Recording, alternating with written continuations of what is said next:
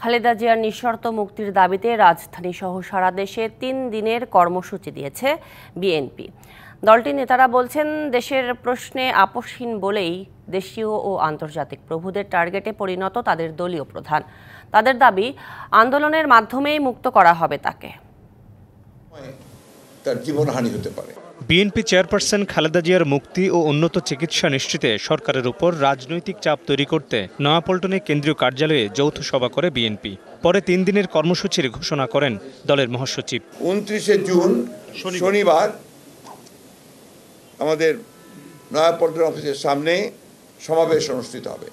১ জুলাই মহানগরগুলোতে এই সমাবেশ, দেশপ্রেম মুক্তির দাবিতে সমাবেশ অনুষ্ঠিত হবে। এরপরে হচ্ছে ৩ তারিখে সারা দেশের জেলা সদরগুলোতে তার মুক্তির দাবিতে সমাবেশ অনুষ্ঠিত হবে। বিশ্বমানের থার্মিক্স রড, সালাম স্টিল থার্মিক্স, দেশের একমাত্র থার্মিক্স রড।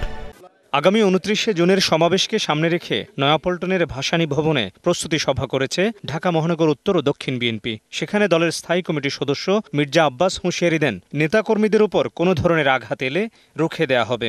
এখন থেকে যদি কোনো ঝামেলা ঝঞ্ঝাট হয় কোনো জায়গায় কোনো সময়, আমরা নিশ্চয়ই প্রতিবাদী হব। আমরা সাহস করে রুখে দাঁড়াবো।